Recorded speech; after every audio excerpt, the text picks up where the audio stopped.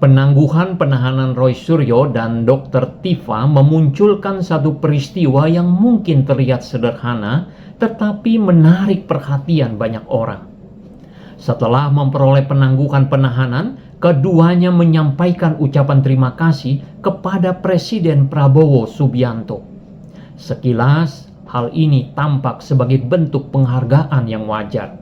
Namun dalam dunia politik, sebuah ucapan seringkali memiliki makna yang lebih luas daripada sekedar kata-kata.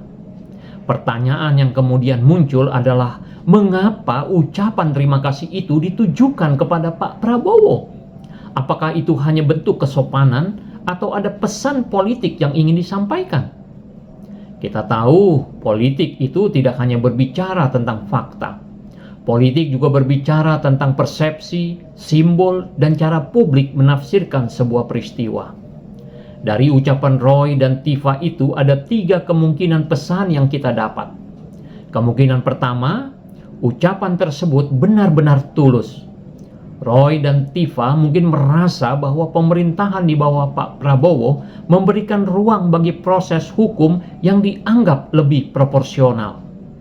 Dalam tafsiran ini, tidak ada agenda tersembunyi.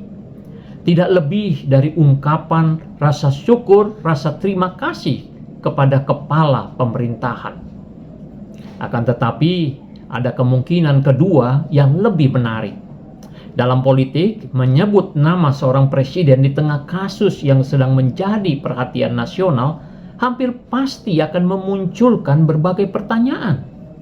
Publik dapat mulai bertanya-tanya, apakah Pak Prabowo memiliki perhatian khusus terhadap kasus tersebut? Apakah Pak Prabowo mendukung Roy dan Tifa? Walaupun tidak ada bukti bahwa presiden terlibat dalam keputusan penangguhan penahanan itu, persepsi seperti itu bisa tumbuh dengan sendirinya. Kemungkinan ketiga adalah ucapan tersebut secara tidak langsung menempatkan Pak Prabowo dalam posisi yang cukup rumit. Dengan mengaitkan penangguhan penahanan kepada nama presiden, perhatian publik dapat bergeser dari substansi perkara menuju dinamika hubungan politik di tingkat elit. Publik kemudian mulai membicarakan hubungan Pak Prabowo dan Pak Jokowi, bukan lagi sekedar proses hukum yang sedang berjalan. Disinilah letak menariknya. Kadang-kadang dalam politik, seseorang tidak perlu menyerang atau menuduh secara langsung.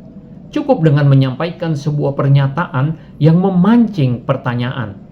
Maka berbagai spekulasi akan berkembang dengan sendirinya. Strategi semacam ini dikenal dalam komunikasi politik sebagai pembentukan narasi atau framing. Dan dari ucapan terima kasih kepada Pak Prabowo, muncul pertanyaan, apakah Roy dan Tifa sedang berusaha memecah hubungan antara Pak Prabowo dan Pak Jokowi? Apapun itu, pada akhirnya dalam politik, yang paling berpengaruh seringkali bukanlah fakta yang diketahui publik, melainkan pertanyaan yang muncul di benak publik. Dan ucapan terima kasih Roy dan Tifa kepada Pak Prabowo telah berhasil menimbulkan pertanyaan-pertanyaan itu.